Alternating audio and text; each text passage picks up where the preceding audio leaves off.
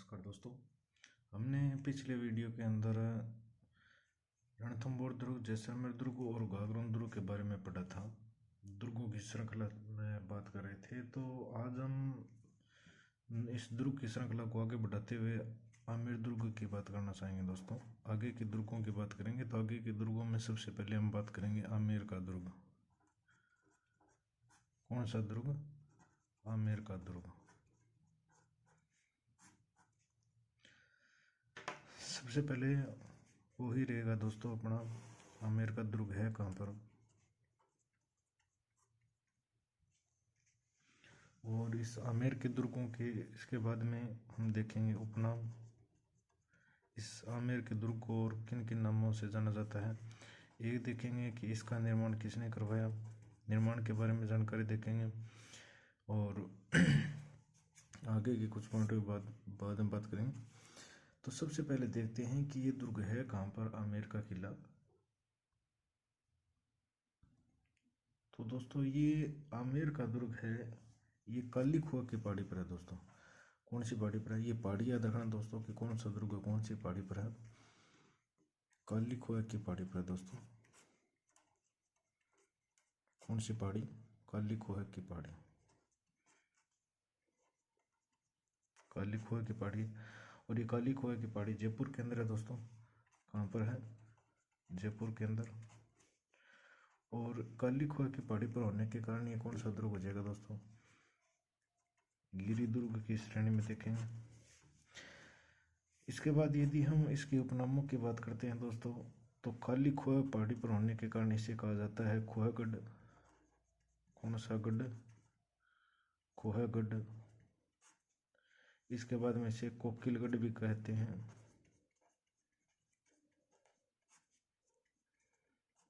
कोकिलगढ़ भी कहते हैं। और इसे अम्बरीश दुर्ग भी कहा जाता है दोस्तों। अम्बरीश दुर्ग। इसे मोमिनाबाद भी कहते हैं। मोमिनाबाद या इस्लामाबाद।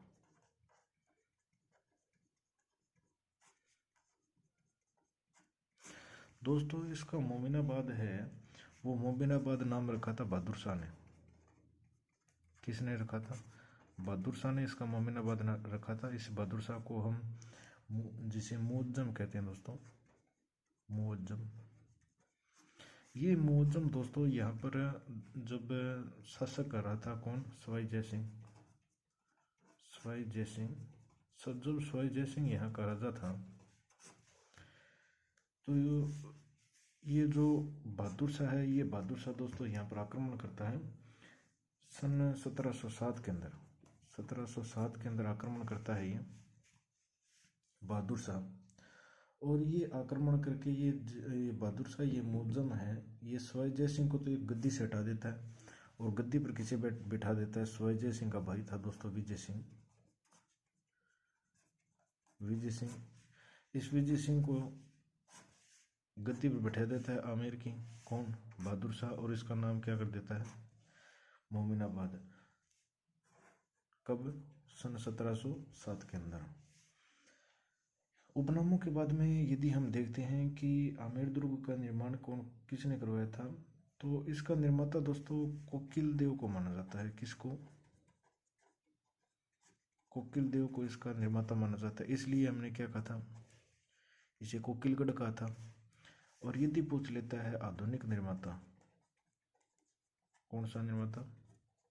आमेर दुर्ग का आधुनिक निर्माता के बारे में पूछता है कि आमेर दुर्ग का आधुनिक निर्माता कौन है, तो इस आमेर दुर्ग का आधुनिक निर्माता दोस्तों राजा मान सिंह को माना जाता है।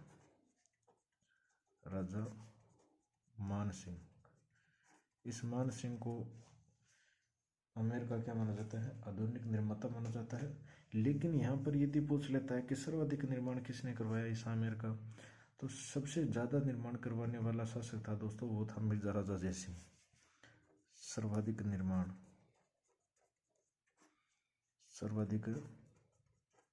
पूछ लेता है किसने करवाया, तो सर्वाधिक निर्माण करवाया था दोस्तों मिर्जा राजा जय सिंह। मिर्जा राजा जय सिंह। जय सिंह दो है दोस्तों, एक है मिर्जा राजा जय सिंह और एक है सवाई जय सिंह।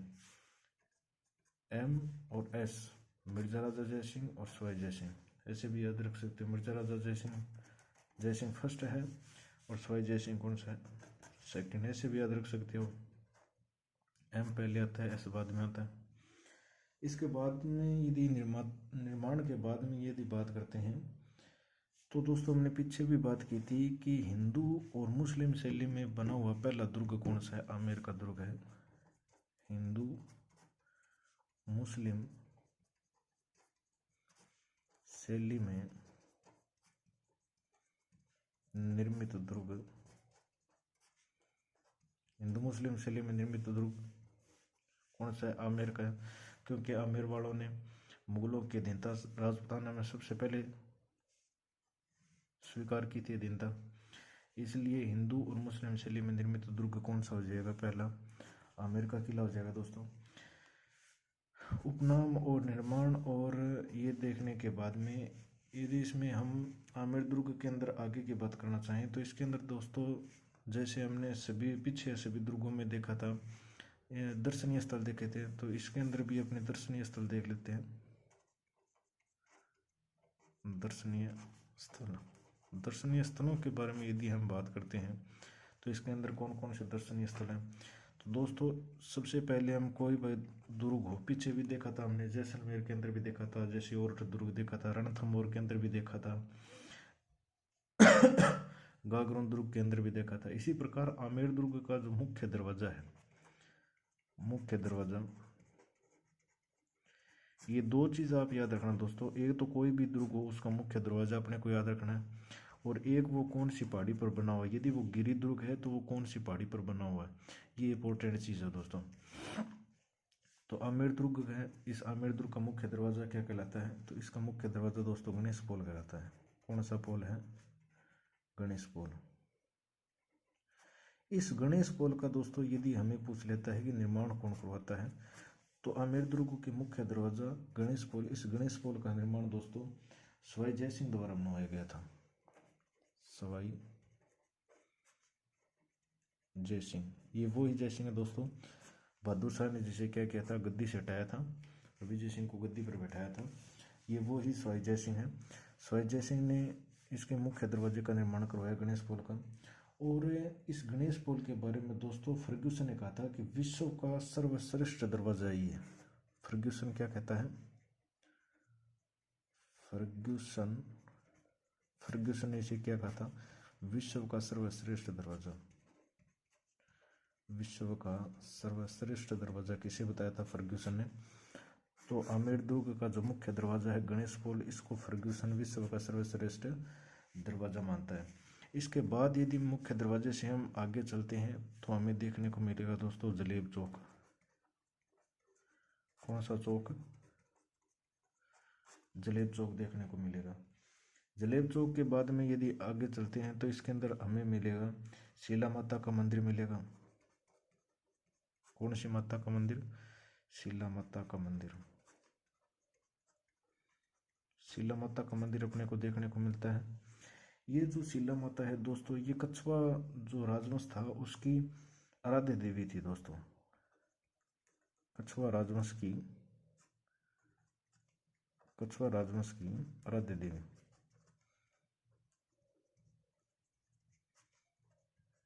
कछवा राजवंश की आराध्य देवी थी कौन, शीला माता। शीला माता का मंदिर अपने को देखने को मिलता है।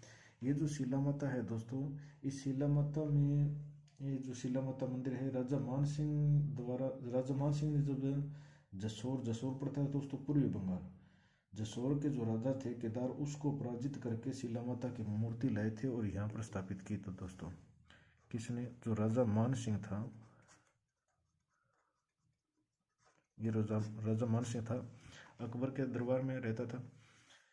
ये राजा मान सिंह आक्रमण करता है कहाँ पर, जसोर के अंदर, जसोर में आक्रमण करता है। ये जसोर पड़ता है दोस्तों पूर्वी बंगाल के अंदर, पूर्वी बंगाल में पड़ता है। और पूर्वी बंगाल, जसोर पूर्वी बंगाल का शासक था, उसका नाम था दोस्तों केदार। इस केदार को क्या करता है ये मान सिंह पराजित करता है और पराजित करके जो वहाँ पर शिला माता की मूर्ति थी वो केदार ये जसोर से ले आता है मानसिंह शिला माता की मूर्ति और स्थापित कहाँ करवा देता है, शिला माता के मंदिर के अंदर स्थापित करवा देता है। और ये शिला माता कछवाड़ा राजवंश की क्या है दोस्तों, आराध्य देवी है। इसके बाद यदि हम बात करना चाहें तो एक दोस्तों शिला माता मंदिर के बाद यहाँ पर एक मंदिर और देखते हैं। तो दोस्तों अपने को एक मंदिर और देखने को मिलता है जिसकी हमने पीछे भी बात की थी, जगत शिरोमणि मंदिर। कौन सा मंदिर है, जगत शिरोमणि मंदिर है,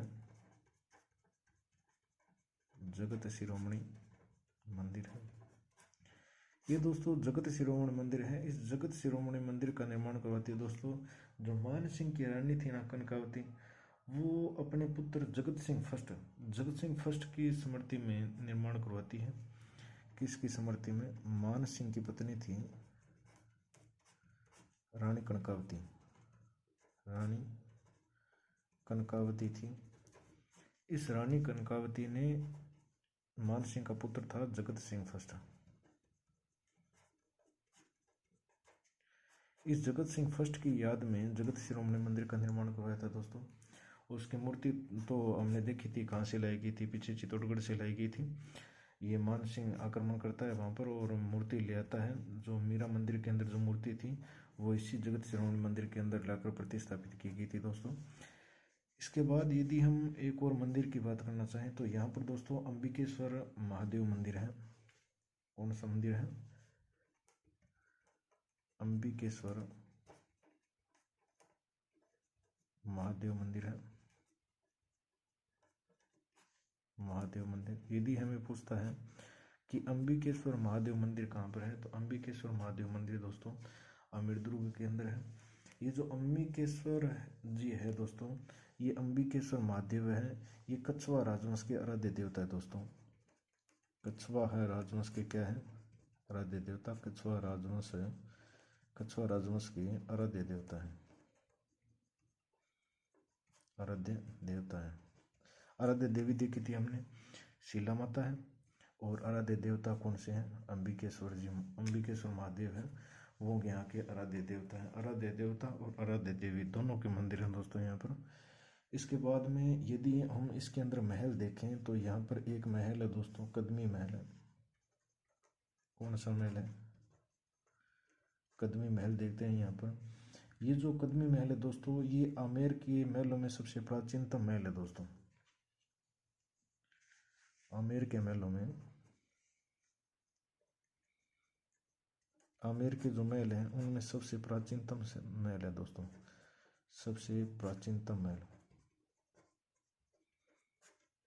यदि हमें ऐसा पूछ लेता है कि आमेर के महलों में सबसे प्राचीनतम महल कौन सा है, तो वो कौन सा हो जाएगा, यहाँ पर कदमी महल हो जाएगा दोस्तों। ये जो कदमी महल है इनका निर्माण किसने करवाया था, तो यहाँ पर एक शासक आता है दोस्तों राजदेव नाम से। राजदेव यहाँ पर निर्माण करवाता है, निर्माण करवाता है दोस्तों। राजदेव क्या करवाता है, निर्माण करवाता है। ये जो आमेर के महल है दोस्तों, इसका निर्माण है वो राजा मान सिंह ने करवाया था। आमेर के अंदर जो महल हैं उनका महल कौन, इन महलों का निर्माण कौन करवाता है, आमेर के अंदर जितने भी महल हैं, ये कदमी महल का निर्माण तो राजदेव करवाता है, लेकिन आमेर के अंदर और जो महल हैं इनका निर्माण कौन करवाता है, मान सिंह। इंपॉर्टेंट राजा है दोस्तों मान सिंह, जयपुर का इंपॉर्टेंट राजा है मान सिंह। मान सिंह आमेर के जो महल हैं इनका निर्माण करवाता है। और जो विश्व हेबर था दोस्तों, इस विश्व हेबर ने आमेर के महलों के बारे में एक बात कही थी। विश्व हेबर ने किसने कही थी, विश्व हेबर ने एक बात कही थी।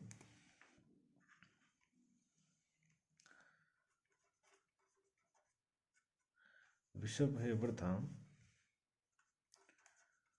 इसने एक बात कही थी दोस्तों आमेर के महलों के बारे में। इसने कहा था कि मैंने जो क्रेमलिन के अंदर देखा और अलब्रमा के बारे में जो सुना था, क्या क्रेमलिन में देखा और अलब्रमा में जो सुना था,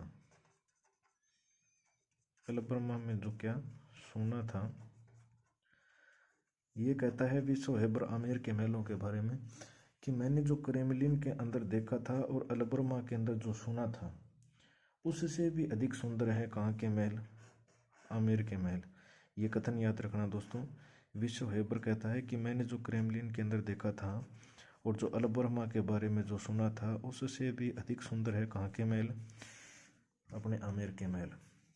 इसके बाद यदि हम आगे और बात करना चाहें तो इसके अंदर हम एक महल और देखते हैं दोस्तों। 6 नंबर महल देख लिया हमने, 6 नंबर महल देख लिया, कदमी महल। इसके बाद में यदि हम 7 नंबर महल की बात करना चाहें तो यहाँ पर है दोस्तों शीश महल। कौन सा महल है, शीश महल है। ये जो शीश महल है दोस्तों इसका निर्माण करवाता है मिर्जा राजा जयसिंह। कौन करवाता है, मिर्जा राजा जयसिंह।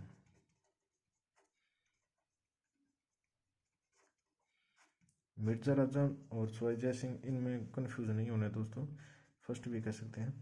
ये फर्स्ट करवाता है किसका निर्माण, शीश महल का निर्माण करवाता है दोस्तों, जिससे बिहारी कवि थे, कवि बिहारी थे। ये कवि बिहारी शीश महल के बारे में एक बात कहते हैं दोस्तों। ये शीश महल को कौन सा महल बताते हैं, दर्पण धाम कहते हैं दोस्तों। कौन सा धाम कहते हैं, दर्पण धाम। ये जो कवि बिहारी जी हैं ये शीश जो आमेर के अंदर जो शीश महल है इनको दर्पण धाम का दर्जा देते हैं दोस्तों। ये इतने महल देखने के बाद में इसके अंदर और भी बहुत सारे महल हैं दोस्तों, देखते हैं अपने और कौन कौन से महल हैं आमेर के अंदर। आगे की बात करते हैं दोस्तों। तो इसके अंदर एक शीश महल के बाद में 7 नंबर पर अपने शीश महल देख लिया। इसके बाद में यहाँ पर एक महल और आता है, एक है दीवान ए आम।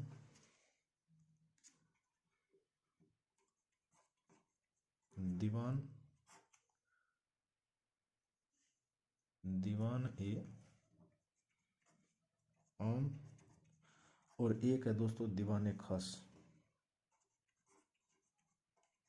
दीवान ए आम, दीवान ए खास। ये जो दीवान ए आम, दीवान ए खास है दोस्तों, इनका निर्माण करवाता है मिर्जा राजा जयसिंह। मिर्जा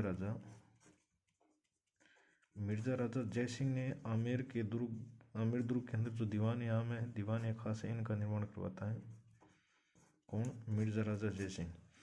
इसके बाद 8 नंबर पर देख लिया, 9 नंबर पर देख लिया, 10 नंबर पर यदि हम बात करना चाहें तो इसके अंदर है दोस्तों सुहाग या जिसे सौभाग्य मंदिर भी कहते हैं, सौभाग्य मंदिर है। आगे यदि हम बात करें तो इसके अंदर एक सुख मंदिर है जिसे आराम मंदिर भी कहते हैं दोस्तों, सुख मंदिर या आराम मंदिर है। आगे हम बात करें तो यहाँ पर एक केसर क्यारी बाग है दोस्तों। कौन सा बाग है, केसर क्यारी बाग है। और यहाँ पर दोस्तों माउठा झील है। कौन सी झील है, इस दुर्ग के अंदर माउठा झील है। ये तो दोस्तों हमने एक और बात कर लेते हैं अपने, एक यहाँ पर दोस्तों दिलाराम बाग है जिसे दौलतराम बाग भी कहते हैं। दिलाराम या दौलतराम बाग है। ये तो बात होगी दोस्तों यहाँ पर दर्शनीय स्थलों की। दर्शनीय स्थलों के अंदर हमने दीवान आम देखा, दीवान खास देखा। दीवान आम, दीवान खास का निर्माण किसने करवाया था, मिर्जा राजा जयसिंह ने। एक दोस्तों यहाँ पर सुहाग या सौभाग्य मंदिर है, सुख या आराम मंदिर है, केसर क्यारी बाग है, माउठा झील है। ये माउठा झील याद रखना दोस्तों, केसर क्यारी बाग है, माउठा झील है, एक यहाँ पर दिलाराम या दौलतराम बाग है दोस्तों। और जो आमेर का दुर्ग है इसके पास एक दोस्तों पन्ना मीना की बावड़ी भी है। कौन सी, पन्ना मीना की बावड़ी, पन्ना मीना की बावड़ी भी है, ये याद रखना दोस्तों, पन्ना मीना की बावड़ी। और राजस्थान में सबसे ज़्यादा यदि विदेशी पर्यटक पूछ लेता है कौन सी दुर्ग के अंदर आते हैं तो राजस्थान के अंदर सबसे ज़्यादा विदेशी पर्यटक दोस्तों अपने जो आमेर दुर्ग है इसके अंदर ही आते हैं। कि विशेषता के अंदर हम नोट लगा के लिख लेते हैं। सर्वाधिक विदेशी पर्यटक आते हैं, सर्वाधिक विदेशी पर्यटक। यदि हमें ये पूछ लेता है कि राजस्थान के अंदर सर्वाधिक विदेशी पर्यटक कहाँ आते हैं, तो ये आमेर में ही आते हैं दोस्तों, आमेर का किला देखने के लिए। और यहाँ पर दोस्तों नाइट टूरिज्म प्रारंभ किया गया है। यदि हम रात को भी यदि आमेर का दुर्ग देखना चाहें तो आमेर का दुर्ग हम रात को भी देख सकते हैं दोस्तों। नाइट टूरिज्म की व्यवस्था की गई है। और नाइट टूरिज्म की विशेषता ये व्यवस्था कब से की गई दोस्तों? 21 फरवरी 2015 से। तो लिख सकते हैं अपने 21 फरवरी 2015 से नाइट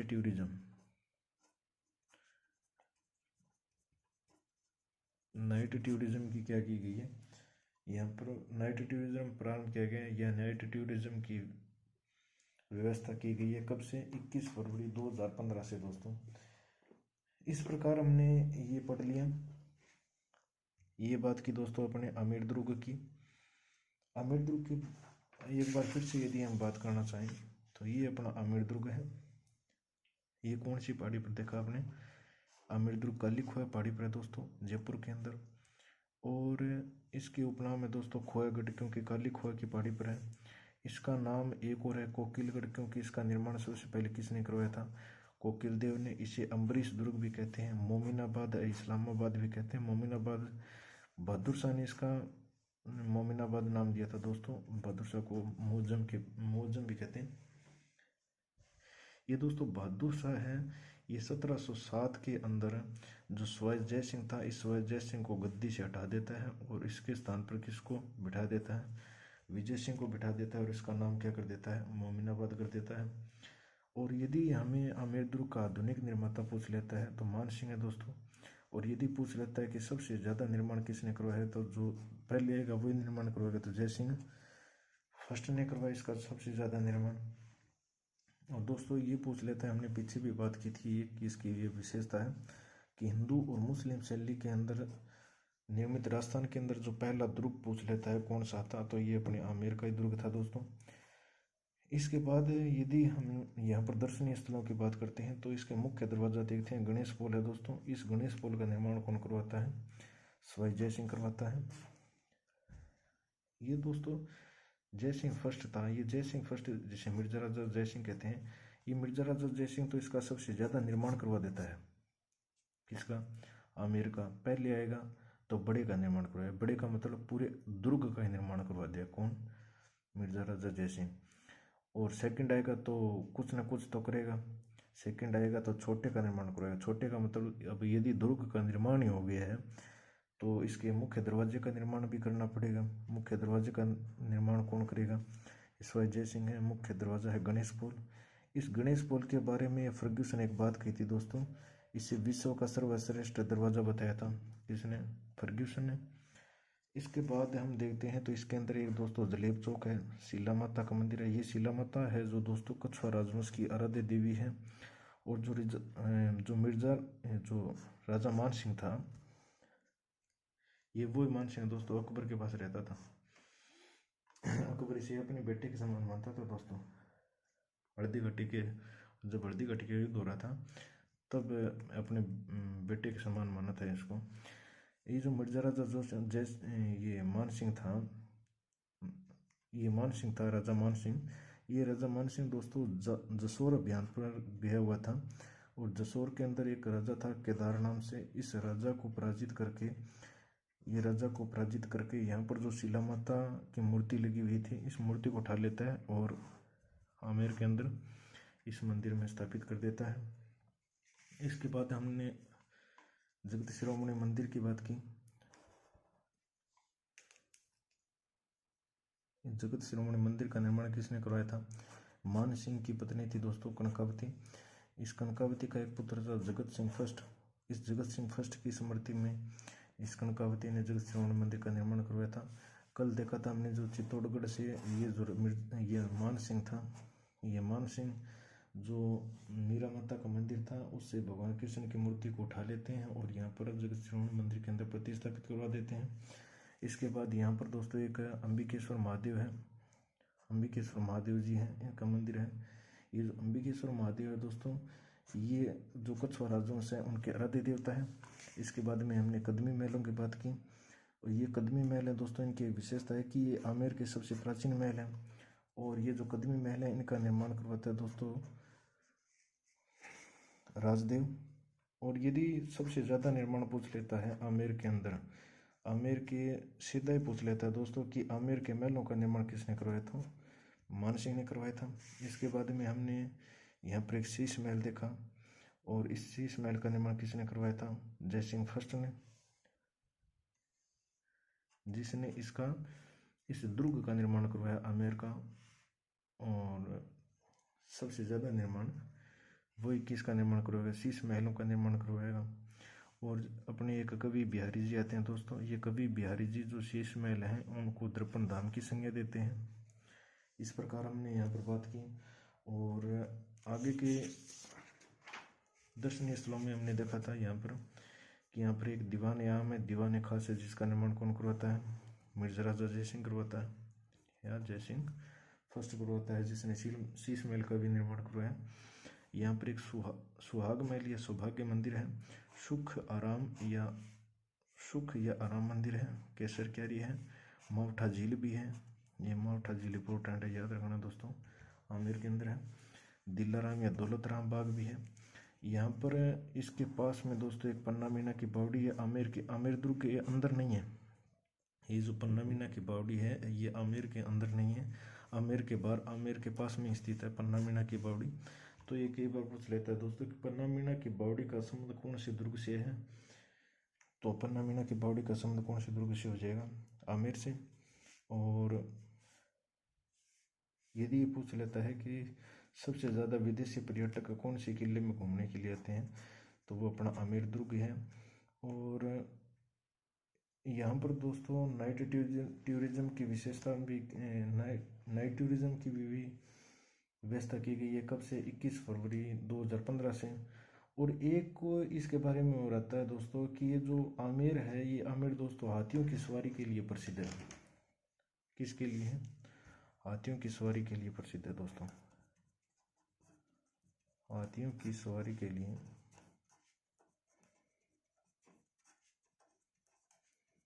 हाथियों की सवारी के लिए प्रसिद्ध है दोस्तों। कौन सा दुर्ग है, हाथियों की सवारी के लिए कौन सा दुर्ग प्रसिद्ध है, तो हाथियों की सवारी के लिए अपना ये आमेर दुर्ग है, ये प्रसिद्ध है दोस्तों। इस प्रकार हमने आमेर दुर्ग को कंप्लीट किया, अच्छे से पढ़ा दोस्तों आमेर दुर्ग को। आमेर दुर्ग को पढ़ने के बाद में यदि हम दुर्गों की श्रृंखला में आगे बढ़ें तो अपने पास में एक इम्पोर्टेंट दुर्ग हो रहता है, वो है दोस्तों मेहरानगढ़। अब हम मेहरानगढ़ दुर्ग की बात करेंगे। मेहरानगढ़ दुर्ग, कौन सा दुर्ग, मेहरानगढ़ दुर्ग की बात करेंगे दोस्तों।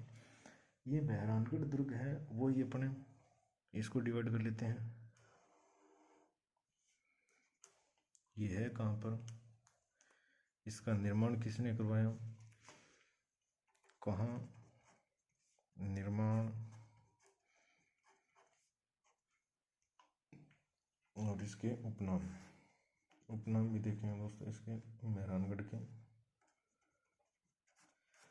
यदि हम देखते हैं दोस्तों कि मेहरानगढ़ दुर्ग कहाँ पर है, तो मेहरानगढ़ दोस्तों जोधपुर के अंदर है। जोधपुर के अंदर एक चिड़ियाटुक नाम से पहाड़ी है, चिड़ियाटुक, चिड़ियाटुक, चिड़ियाटुक नाम से पहाड़ी है दोस्तों, चिड़ियाटुक नाम की पहाड़ी है। कहाँ पर, जोधपुर के अंदर, जोधपुर के अंदर चिड़ियाटुक नाम की पहाड़ी है, जिसे क्या कहा जाता है दोस्तों, पंचेटिया पहाड़ी भी कहा जाता है। इस पहाड़ी का दूसरा नाम क्या है, पंचेटिया पहाड़ी।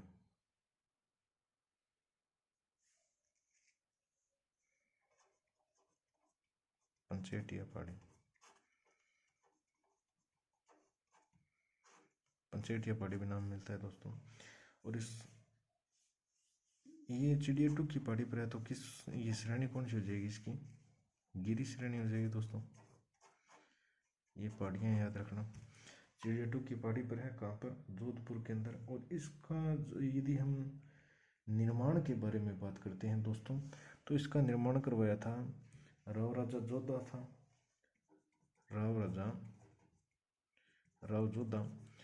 राव जोधा के द्वारा इसका निर्माण करवाया जाता है दोस्तों। कब? 12 मई 1459।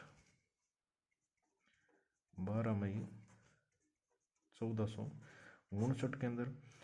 और शनिवार को इसकी नींव डाली गई थी दोस्तों। शनिवार को इसकी नींव डाली गई थी। यदि हमें विक्रम संवत और पूछ लेता है तो इसकी विक्रम संवत भी बता देते हैं अपने। 1459 को तो ईस्वी है। विक्रम संवत है दोस्तों 1516। और तिथि पूछता है तो इसकी तिथि थी दोस्तों ज्येष्ठ शुक्ल एकादशमी थी। और इसकी नींव रखी थी दोस्तों, नींव रखने वाला कौन था? तो इसकी नींव रखी थी दोस्तों करणी माता ने। करणी माता ने इसकी नींव रखी थी दोस्तों। ये करणी माता को क्या कहते हैं अपने? रिद्धि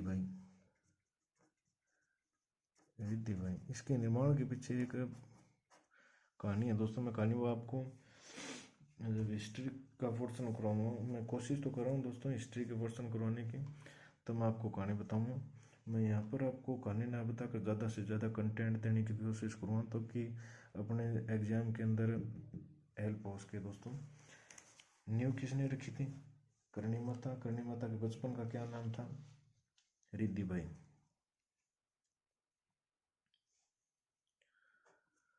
मैं बता ही देता हूँ थोड़ी दोस्तों आपको, ताकि याद रहे इसकी। जब दोस्तों मेहरानगढ़ दुर्ग का निर्माण हो रहा था, तो ये सोच रहे थे कि इस दुर्ग का निर्माण कहाँ किया जाए।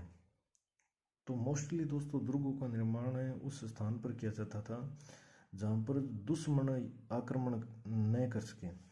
जहाँ पर दुश्मन आक्रमण न कर सके पहाड़ी पर निर्माण किया जाता था। मोस्टली अपने राजस्थान के अंदर जो दुर्ग हैं उनका निर्माण पहाड़ियों के ऊपर किया गया।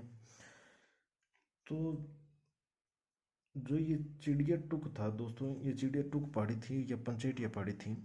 उस पहाड़ी पर एक ऋषि रहता था चिड़ियानाथ के नाम से। उस चिड़ियानाथ को कहा गया था कि आप इस पहाड़ी को खाली करो। यहाँ पर ये जोधा ने आदेश दिए थे कि आप इस पहाड़ी को खाली करो, हम यहाँ पर क्या करवाएंगे? एक दुर्ग का निर्माण करवाएंगे। तो चिड़ियानाथ ने मना कर दिया था कि ये मेरी तपोभूमि है, मैं इसको खाली नहीं करूँगा। तो इसको ज़बरदस्ती उठा दिया गया था दोस्तों यहाँ पर।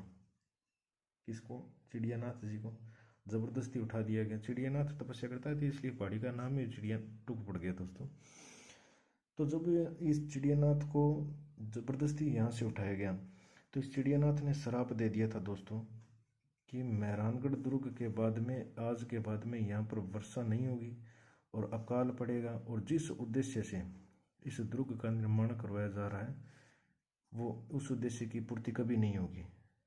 मतलब यहाँ पर कोई दुर्ग बनेगा नहीं। ये श्राप दे दिया किसने? चिड़िया टूक ने। तब दोस्तों ये खबर दी सैनिकों ने किसको? जोधा को। तो जोधा ने जो अपने विद्वान थे उन सभी विद्वानों को एकत्रित किया और इस समस्या का हल निकालने के लिए सभी को उपाय सुझाने के लिए कहा दोस्तों। तो एक विद्वान ने कहा कि यदि ये दुर्ग अपने बना रहे हैं, इस दुर्ग की नींव में यदि किसी जिंदा इंसान को दफना देते हैं तो ये श्राप हट सकता है। तो दोस्तों यहाँ पर नींव के अंदर जो जिंदा इंसान थे, यदि पूछ लेता है कि यहाँ पर जो बलि देने वाले थे जिनको दफनाया गया था तो वो कौन थे दोस्तों? तो उसका नाम आता है राजा राम भंबी। राजा राम भंबी भी आता है। यदि राजा राम भंबी नाम ना आता है तो राजा राम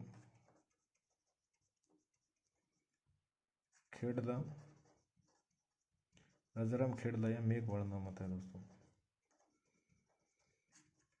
राजाराम भांबी नाम व्यक्ति को यहाँ पर जिंदा इस मेहरानगढ़ दुर्ग की नींव के अंदर चिनवाया गया था दोस्तों। ये इसके पीछे की कहानी है। और यदि निर्माण के हमने कहाँ पर है ये देख लिया, निर्माण के बारे में देखा। यदि हम इसके उपनामों के बारे में बात करते हैं तो इसे दोस्तों मयूर ध्वजगढ़ कहा जाता है, क्योंकि मोर की आकृति का है, तो इसलिए क्या कहा जाता है, मयूर ध्वजगढ़ कहा जाता है। और इसको दोस्तों कागमुखी गढ़ भी कहते हैं, कागमुखी गढ़। यदि हम इसे आगे से देखते हैं तो दोस्तों जो अपना काग होता है उसके मुख के समान दिखाई देता है, इसलिए इसे कहते हैं, क्या कहते हैं, कागमुखी गढ़ कहते हैं। इसे दोस्तों विहंग कुट कहते हैं, विहंग कुट दुर्ग भी कहते हैं, विहंग कुट दुर्ग भी कहते हैं। और इसे गढ़ चिंतामणि भी कहते हैं दोस्तों।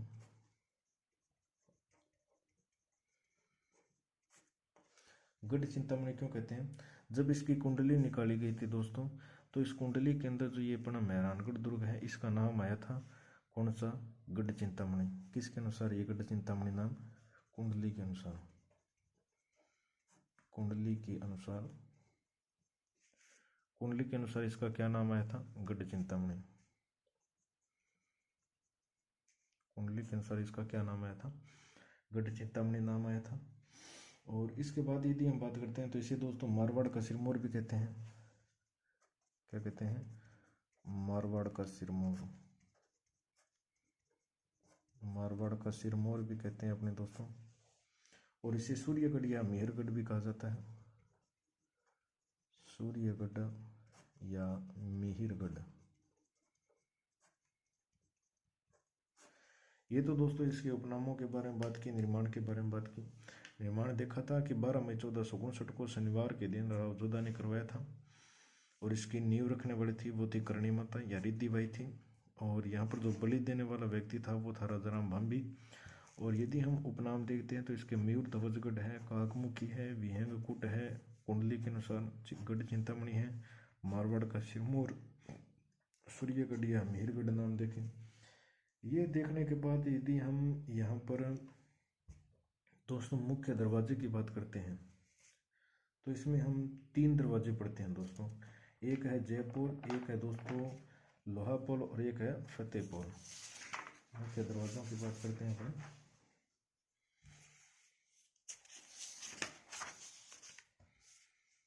मुख्य दरवाजों की बात करते हैं दोस्तों।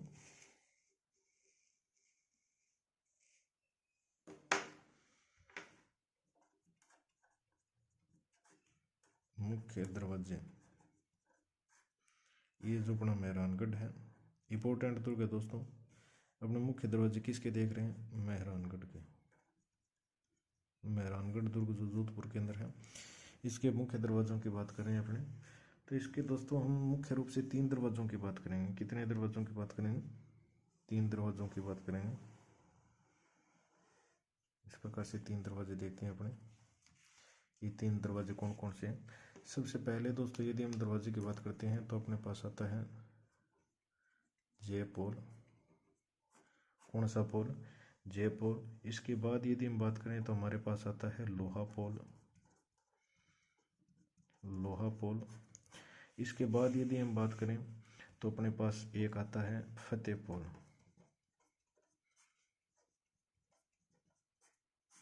मेहरानगढ़ के अंदर कितने दरवाजों की बात करते हैं, 3 दरवाजों की बात करते हैं। जयपोल है, लोहापोल है और फतेहपोल है। ये कई बार सीधे पूछ लेता है दोस्तों कि जयपोल, लोहापोल, फतेहपोल कौन से दुर्ग के मुख्य दरवाजे हैं, तो कौन से के हैं, मेहरानगढ़ के हैं दोस्तों। जयपोल की यदि बात करते हैं कि जयपोल का निर्माण किसने करवाया था, तो जयपोल का निर्माण दोस्तों मानसिंह ने करवाया था 1808 के अंदर। किसने, राजा मानसिंह ने यहाँ पर निर्माण करवाया था 1808 ईस्वी के अंदर जयपोल का निर्माण करवाया गया। यहाँ पर दोस्तों जो लोहे के दरवाजे लगे हुए हैं वो निमाज पाली से लाए गए थे दोस्तों। और ठाकुर अमर सिंह उदावत था, यहाँ का जो ठाकुर अमर सिंह उदावत था वो अहमदाबाद से लाया था दोस्तों। यहाँ पर लोहे के दरवाजे हैं, लोहे के दरवाजे हैं दोस्तों। ये जो अपना जयपुर देखते हैं ना, इस जयपुर जो मुख्य दरवाजा है यहाँ पर अपने को लोहे के दरवाजे मिलते हैं। वो लोहे के दरवाजे दोस्तों अहमदाबाद से लाए गए थे। और ये घटना दोस्तों यहाँ पर से एक शासक था अभय सिंह, महाराजा अभय सिंह। इस अभय सिंह जी के काल में यहाँ पर एक ठाकुर था दोस्तों, अमर सिंह उदावत। ठाकुर अमर सिंह उदावत कौन था? अमर सिंह उदावत था। ये अमर सिंह उदावत है दोस्तों, ये निमाज से लाता है, नहीं निमाज का था तो, ये निमाज का तो था दोस्तों। ये निमाज अपने पाली के अंदर पड़ता है। ये निमाज पाली के अंदर पड़ता है, यहाँ का था ये कौन? ठाकुर अमर सिंह। ये अमर सिंह कहाँ से लाता है? अहमदाबाद से। अहमदाबाद से ठाकुर अमर सिंह उदावत लोहे के दरवाजे लाकर कहाँ पर स्थापित करवा देता है? इस जयपुर के अंदर। ये घटना किसके काल की है? महाराजा अभय सिंह के काल की। निर्माण तो जय सिंह ये मान सिंह करवाता है इस जयपुर का, लेकिन यहाँ पर जो लोहे के दरवाजे हैं वो अभय सिंह के काल में लगाए गए थे दोस्तों। निमाज पाली का जो ठाकुर था अमर सिंह उदावत, वो अहमदाबाद से लाकर यहाँ पर स्थापित करवाता है। इसके बाद यदि हम लोहा पुल की यदि बात करना चाहें तो लोहा पुल का निर्माण किसने करवाया था? तो लोहा पुल का निर्माण दोस्तों जो मालदेव है, जिसे बावन दुर्गों का विजेता कहा जाता है,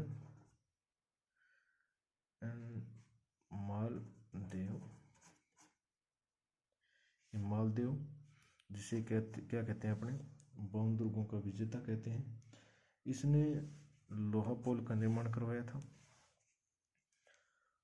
लेकिन ये लोहा पुल है, इसका पूर्ण निर्माण पूछ लेता है कि निर्माण पूर्ण किसने करवाया था? लोहा पुल का निर्माण पूरा किसने करवाया था? तो पूरा मालदेव ने नहीं करवाया था दोस्तों, पूरा करवाया था विजय सिंह ने। किसने? विजय सिंह ने। विजय सिंह ने इसका निर्माण पूरा करवाया था।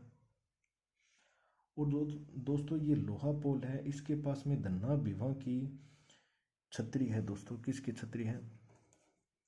धन्ना बेवा की छतरी है। और ये छतरी कितने खंभों की है दोस्तों? तो 10 खंभों की छतरी है। कितने खंभों की छतरी? 10 खंभों की छतरी। ये धन्ना बेवा कौन थे दोस्तों? ये धन्ना बेवा मामा भांजा थे दोस्तों, मामा भांजा। यदि हमें पूछ लेता है कि मामा भांजा की छतरी कौन से दुर्ग में है तो वो अपना मेहरानगढ़ दुर्ग हो जाएगा। यदि पूछ लेता है धन्ना बेवा की छतरी, धन्ना बेवा की छतरी पूछ लेता है तो भी कौन सा दुर्ग हो जाएगा? मेहरानगढ़ दुर्ग हो जाएगा। और ये कौन से पोल पर है? तो कौन से पोल के पास लगी हुई है? लोहा पोल, जिसका निर्माण मालदेव करवाता है और निर्माण इसका पूरा विजय सिंह करवाता है। वहाँ पर क्या लगी हुई है? धन्ना बेवा की छतरी लगी हुई है दोस्तों। यदि हम फतेह प्रकाश की बात करते हैं, फतेह पोल की बात करते हैं, फतेह प्रकाश तो महल है, आगे बात करें। यदि फतेह पोल की बात करते हैं तो इस फतेह पोल का निर्माण करवाता है दोस्तों अजीत सिंह। कौन करवाता है? अजीत सिंह इसका निर्माण करवाता है। अजीत सिंह ने इसका निर्माण करवाया था 1707 के अंदर दोस्तों, 1707 के अंदर निर्माण करवाया था। और किस खुशी में करवाया था दोस्तों? पहले ये जो जोधपुर था दोस्तों, इसको जोधपुर को औरंगजेब ने खालसा घोषित कर रखा था। जब अमर सिंह छोटा था, अमर सिंह छोटा था तो अमर सिंह को वहाँ पर बुलवा लेता है दोस्तों, कौन से दिल्ली बुलवा लेता है। और इसको वहाँ एक रूप सिंह नाम करके हवेली है, इसके अंदर अजीत सिंह को क्या कर देता है? कैद कर देता है। और पीछे से ये महारानी ये जोधपुर को क्या कर देता है? खालसा घोषित कर देता है। खालसा का अर्थ होता है दोस्तों कि अब ये जोधपुर का नियंत्रण है वो सीधे कहाँ पर होगा? जो दिल्ली सल्तनत में राजा होगा उसके नियंत्रण में होगा। कौन?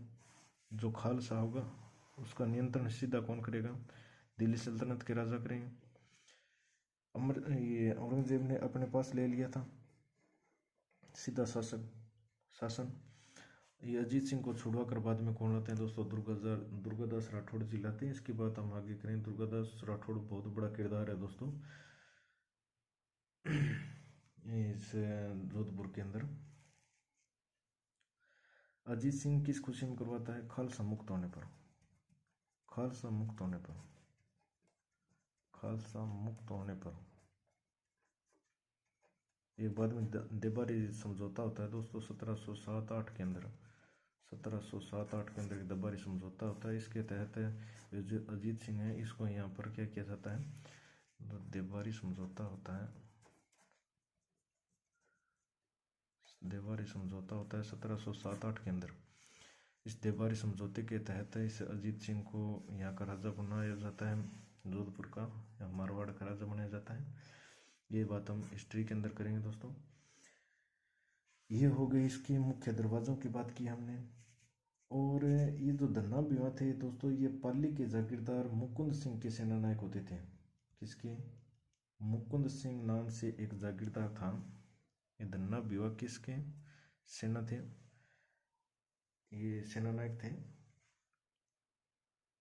तो मुकुंद सिंह के थे दोस्तों। मुकुंद सिंह के सेनानायक थे धन्ना विवाह किसके सेनानायक थे? मुकुंद सिंह सेनानायक थे। और ये जो मुकुंद सिंह सेना ये था मुकुंद सिंह, ये पाली का जागीरदार था दोस्तों। पाली का जागीरदार था। ये हमने मुख्य दरवाज़ों की बात की दोस्तों। मुख्य दरवाज़ों के बाद में यदि हम आगे की बात करना चाहें तो अपने इस मेहरानगढ़ के अंदर मंदिरों की बात करते हैं दोस्तों। प्रमुख मंदिरों की बात करते हैं। प्रमुख मंदिर इसके अंदर कौन कौन से मंदिर हैं? मंदिरों की बात करेंगे अपने, और महलों की बात करेंगे। इसके बाद में जो अन्य दर्शनीय स्थल हैं उसकी भी बात करेंगे। तो मंदिरों की बात करते हैं दोस्तों। तो मंदिरों को अपने एक, जैसे पीछे अपने गोले के अंदर कैद किया था, जो आक्रमण हुए थे, जो यहाँ पर साके हुए थे, उन साकों को कैद किया था, उसी प्रकार अपने यहाँ पर मंदिरों को कैद करते हैं गोले के अंदर, ताकि अपने को याद करने में क्या रहे दोस्तों? आसानी रहे। ये हो जाएंगे। यहाँ पर दोस्तों मुख्य रूप से कितने मंदिर हैं? ये क्या है? प्रमुख मंदिरों की बात कर रहे हैं अपने। प्रमुख मंदिर, तो यहाँ पर मुख्य रूप से 4 मंदिर है दोस्तों। एक मंदिर है यहाँ पर नागणेची माता का, नागणेची माता का मंदिर है। और एक यहाँ पर दोस्तों चामुंडा माता का मंदिर, चामुंडा माता का मंदिर है।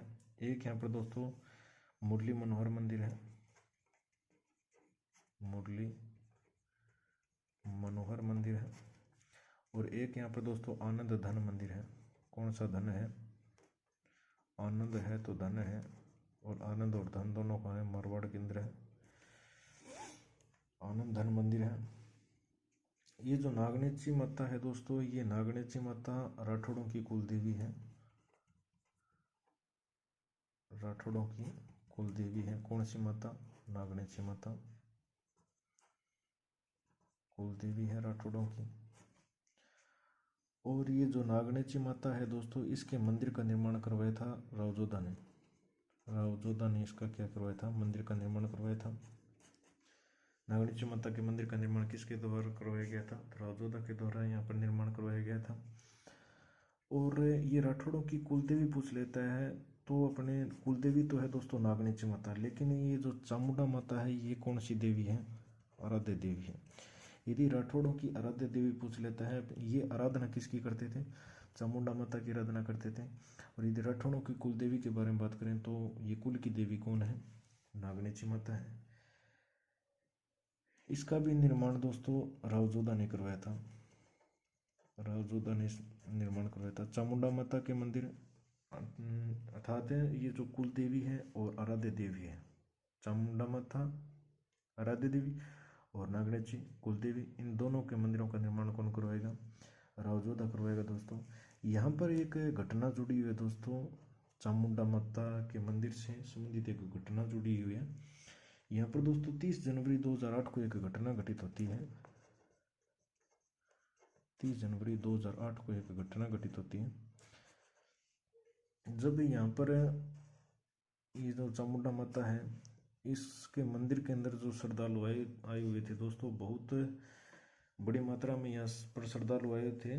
किसी असामाजिक तत्वों ने कुछ अफवाह फैला दी दोस्तों कि मेहरानगढ़ दुर्ग है, इसकी नींव ढह रही है। तो यहाँ पर क्या हो गया था, भगदड़ मच गई थी दोस्तों, और भगदड़ मचने के कारण बहुत से लोगों की जान चली गई थी। और इस घटना को कहते हैं दोस्तों अपने मेहरानगढ़ दुखंतिका। क्या कहते हैं? मेहरानगढ़ दुखंतिका, मेहरानगढ़ दुखंतिका कहते हैं। और इसकी जांच के लिए दोस्तों यहाँ पर एक जांच आयोग बिठाया गया था। मेहरानगढ़ दुखंतिका की जांच के लिए एक जांच आयोग बिठाया गया था। उस जांच आयोग का नाम क्या था? इस जांच आयोग का नाम था दोस्तों जसराज चोपड़ा आयोग। जसराज चोपड़ा आयोग, जसराज जी की अध्यक्षता में यहाँ पर एक जांच आयोग को बिठाया गया था। इस जांच आयोग ने दोस्तों रिपोर्ट तो प्रस्तुत कर दी है, लेकिन जो अपनी सरकार है, इस सरकार ने इसका डाटा नहीं दिया है अभी तक। इसका मेहरानगढ़ दुखंतिका। इसके बाद यदि हम मुरली मनोहर और आनंद धन की बात करते हैं, तो इसका निर्माण दोस्तों मुरली मनोहर आनंद धन है, इसका निर्माण अभय सिंह ने करवाया था दोस्तों। अभय सिंह, किसने करवाया था? अभय सिंह ने। ये वही अभय सिंह है दोस्तों जिसके काल के अंदर जयपुर के पास में जयपुर पर लोहे के दरवाजे लाए गए थे, वो ये अभय सिंह है। अभय सिंह किसका निर्माण करवाता है? मुरली मनोहर और आनंद धन मंदिर का निर्माण करवाता है। ये हमने 4 मंदिरों की बात की। नागणेची माता का मंदिर देखा, चामुंडा माता का मंदिर देखा, आनंद धन का मंदिर देखा और मुरली मनोहर का मंदिर देखा। ये नागणेची तो है राठौड़ों की कुलदेवी, और नागणेची और चामुंडा दोनों का निर्माण कौन करवाता है? इन दोनों का निर्माण करवाता है राव जोधा। और जो मुरली मनोहर मंदिर है और जो आनंद धन है, इनका निर्माण करवाता है अभय सिंह। मेहरानगढ़ दुखंतिका कौन से मंदिर से जुड़ी हुई है? तो चामुंडा माता के मंदिर से जुड़ी हुई है, मेहरानगढ़ के अंदर है जो। इसके बाद यदि हम महलों की बात करते हैं, तो महलों को भी अपने एक गोल घेरे के अंदर कैद कर लेते हैं, घोड़े के अंदर कैद करते हैं दोस्तों। किनको? महल है, इन महलों को देखते हैं अपने। इसके अंदर देखते हैं दोस्तों, तो मोस्टली रूप से हमें 6 महल देखने को मिलते हैं। एक एक महल के बारे में अपने बात करते हैं। यहाँ पर 6 महल इस प्रकार से ले लेते हैं अपने दोस्तों, इस प्रकार से ले लेते हैं 6 महल। 1 2 3 4 5 और 6 महल देते हैं। तो सबसे पहले यहाँ पर देते हैं दोस्तों अपने फूल महल आता है, इंपॉर्टेंट महल है दोस्तों फूल महल। एक फतेह महल आता है, फूल महल है, यहाँ पर फतेह महल है, मोती महल है दोस्तों, मोती महल है, श्रृंगार चौकी है, श्रृंगार चौरी नहीं है, श्रृंगार चौकी है, श्रृंगार चौकी है। श्रृंगार चौरी और श्रृंगार चौरी और श्रृंगार चौकी अलग अलग है दोस्तों। श्रृंगार चौकी है। इसके बाद में यहाँ पर एक तख्त निवास महल है, तख्त निवास महल है, और एक चौखी लौ महल है दोस्तों।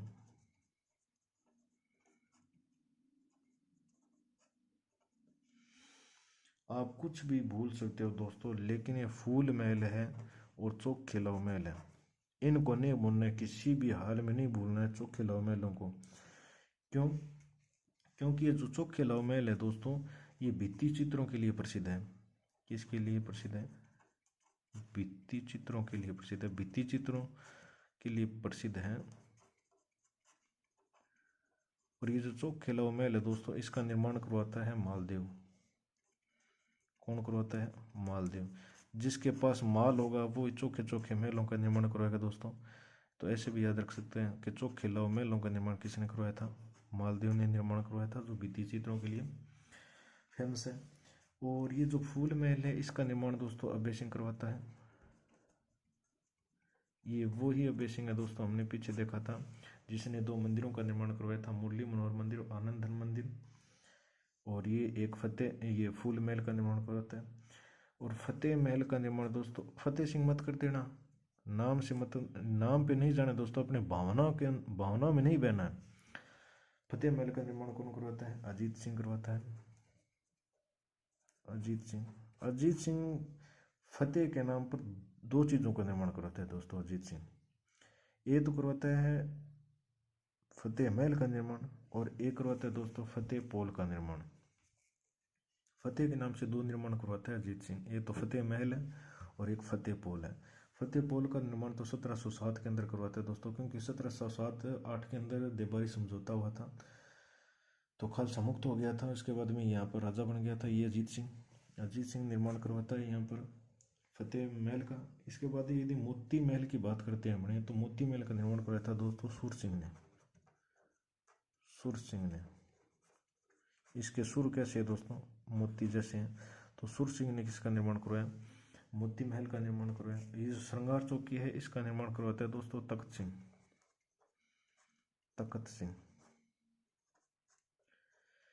सिंह निर्माण करवाता है श्रृंगार चौकी का।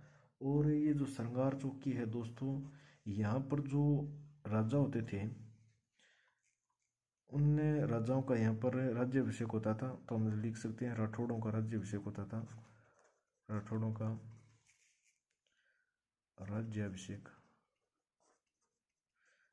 राज्याभिषेक कौन से महल के अंदर होता था? श्रृंगार चौकी के अंदर राठौड़ों का राज्याभिषेक होता था दोस्तों। एक यहाँ पर है तख्त निवास महल। ये तख्त निवास महल है दोस्तों, ये राजाओं का शयनगार था, यानी राजाओं के सोने का स्थान था तख्त निवास महल। राजाओं का शयनगार था दोस्तों, यहाँ पर आराम करते थे राजा, जो राठौड़ राजा होते थे तख्त निवास महल के अंदर। ये याद रखना है अपने को इम्पोर्टेंट। यहाँ पर 2 इम्पोर्टेंट महल आते हैं दोस्तों।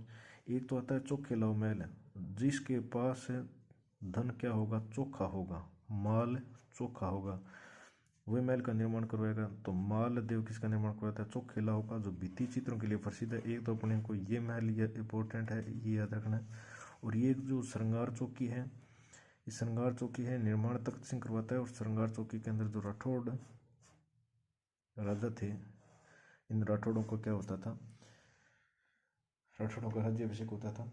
इस प्रकार हमने मुख्य दरवाज़ों की बात की, प्रमुख मंदिरों की बात की, और जो महल हैं इनके बात की। और आगे जो इनमें जो और दर्शनीय स्थल बच जाते हैं दोस्तों, आगे हम उनकी बात करते हैं। इनके अंदर अपने को और क्या क्या, मेहरानगढ़ के अंदर अपने को और क्या क्या देखने के लिए मिलेगा। तो अन्य दर्शनीय स्थलों की बात करते हैं अब अपने।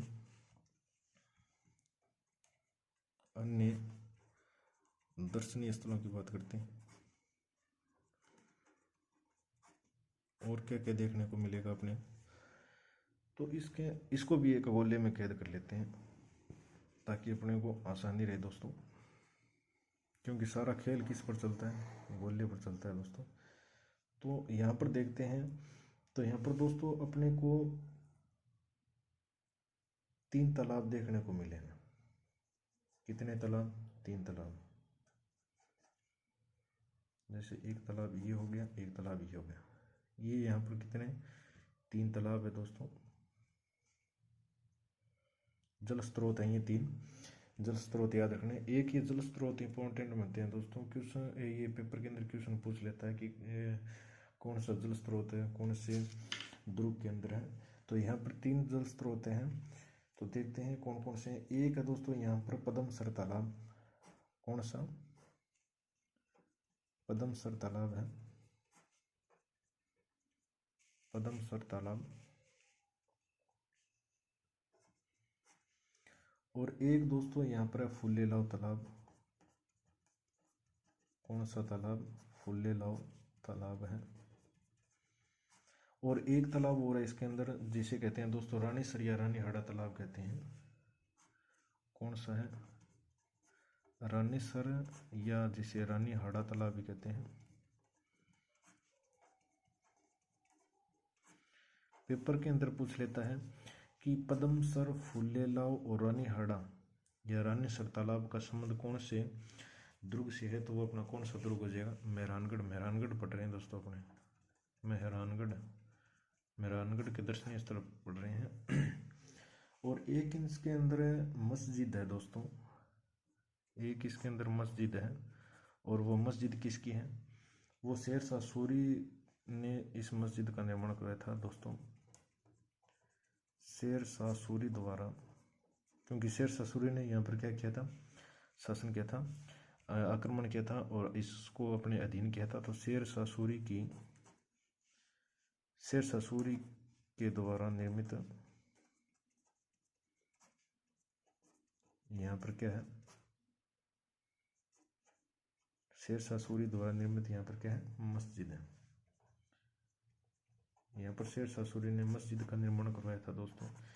शेरशाह सूरी के द्वारा बनाई गई मस्जिद कहाँ पर है, मेहरानगढ़ के अंदर शेरशाह सूरी ने एक मस्जिद का निर्माण करवाया था। उसके बाद में यहाँ पर एक दोस्तों मज़ार है, और उस मज़ार का नाम है बूरे खां की मज़ार। कौन से खां की मज़ार, बूरे खां की मज़ार है, बूरे खां की मज़ार है यहाँ पर। और यहाँ पर दोस्तों एक मान प्रकाश पुस्तकालय है, मान प्रकाश पुस्तकालय है, मान सिंह ने बनाया था, मान प्रकाश पुस्तकालय है। और कीर्ति सिंह सोडा की छतरी भी है दोस्तों, यहाँ पर एक ऐसे छतरी देख लेते हैं अपने को। ये जो कीर्ति सिंह सोडा था, कीर्ति सिंह सोडा की छतरी है यहाँ पर। इस प्रकार हमने देखा था दोस्तों कि इसके अंदर जो पेयजल स्रोत हैं, इन पेयजल स्रोतों के अंदर पदमसर और फुल्लेलाव और रानीसर या रानी हाड़ा तालाब है। और यहाँ पर शेरशाह सूरी ने एक मस्जिद का निर्माण करवाया था मेहरानगढ़ के अंदर, भूरे खां की मज़ार है, और मान प्रकाश पुस्तकालय दोस्तों, और कीर्ति सिंह सोडा की क्या यहाँ पर कीर्ति सिंह सोडा की छतरी है। इसके बाद यदि हम देखना चाहें दोस्तों, तो अपने एक रुडयार्ड किपलिंग नाम करके जाते हैं। ये रुडयार्ड किपलिंग है, ये मेहरानगढ़ दुर्ग के बारे में एक बात कहते हैं दोस्तों, रुडयार्ड किपलिंग। रुडयार्ड किपलिंग अपने राजस्थान के अंदर 2 दुर्गों के बारे में कथन कहते हैं दोस्तों। कौन, रुडयार्ड किपलिंग। रुडयार्ड किपलिंग अपने राजस्थान के अंदर जो ये राजस्थान में जो दुर्ग हैं, उन दुर्गों में से 2 दुर्गों के बारे में बात कहते हैं दोस्तों। एक तो कहते हैं ये मेहरानगढ़ के बारे में, कौन से गढ़ के बारे में, मेहरानगढ़ के बारे में कहते हैं।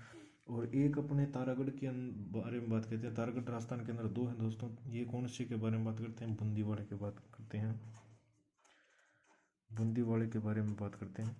मेहरानगढ़ के बारे में तो ये कहते हैं दोस्तों कि इसका निर्माण देवताओं और परियों और फरिश्तों द्वारा करवाया गया था। किसके द्वारा,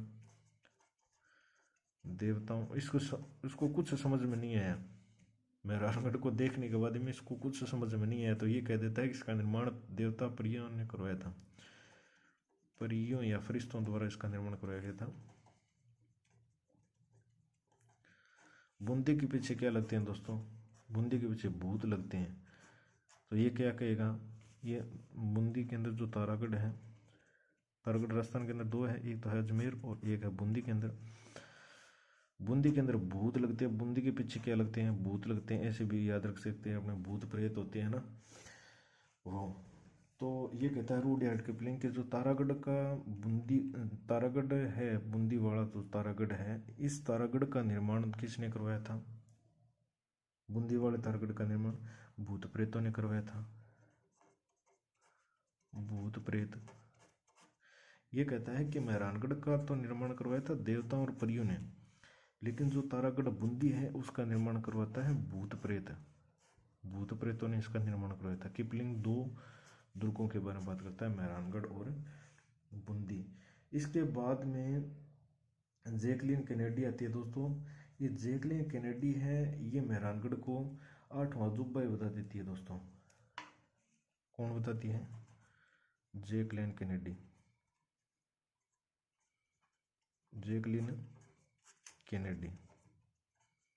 ये जैकलिन केनेडी कहाँ की थी दोस्तों? ये अमेरिका का एक राष्ट्रपति था, John Kennedy. John N Kennedy था, उसकी पत्नी थी जैकलिन केनेडी। ये मेहरानगढ़ के बारे में कहती है, क्या कहती है? विश्व का 8वां आश्चर्य बताती है या 8वां अजूबा बताती है? विश्व का 8वां आश्चर्य बताती है किसको? मेहरानगढ़ को 8वां आश्चर्य किसने बताया? जैकलिन केनेडी ने बताया। और बिल गेट्स क्या कहता है दोस्तों? जोधपुर को नीला शहर कहता है। जोधपुर को नीला शहर कहता है दोस्तों। कौन कहता है? Bill Gates. ये बिल गेट्स बिल के अंदर रहता था। पहली बार अपने ये राजस्थान में जोधपुर में चला गया। जोधपुर जब किले पर चढ़ा, बिल से निकल गया, जब किले पर चढ़ा तो उसको चारों तरफ से क्या दिखाई दिया? नीला ही नीला दिखाई दिया। क्योंकि जो अपने मेहरानगढ़ से जो जोधपुर को देखते हैं दोस्तों, मेहरानगढ़ पर जोधपुर को देखते हैं, मेहरानगढ़ पर चढ़कर यदि हम जोधपुर को देखते हैं तो चारों तरफ अपने को नीला ही नीला दिखाई देता है दोस्तों। तो ये बिल गेट्स हैं। ये बिल गेट्स जोधपुर को क्या कहते थे कि Jodhpur is blue city. Jodhpur is blue city, नीला शहर कह देता है इसको, मेहरानगढ़ को। इसके बाद मेहरानगढ़ की तलहटी में एक जसवंत थड़ा बना हुआ है दोस्तों। क्या बना है? तलहटी के अंदर जो मेहरानगढ़ है, इस मेहरानगढ़ की तलहटी के अंदर जसवंत थड़ा बना हुआ है दोस्तों। कौन सा थड़ा है? जसवंत थड़ा बना हुआ है। और ये जसवंत थड़ा का निर्माण दोस्तों सरदार सिंह ने करवाया था। सरदार सिंह ने ये सरदार सिंह के पिता थे, उनकी स्मृति में ये सरदार सिंह निर्माण करवाता है। किसका? जसवंत थड़ा का निर्माण करवाता है। और इस जसवंत थड़ा को राजस्थान का ताजमहल कहा जाता है दोस्तों। क्या कहा जाता है? राजस्थान का ताजमहल। यदि हमें पूछ लेता है कि राजस्थान का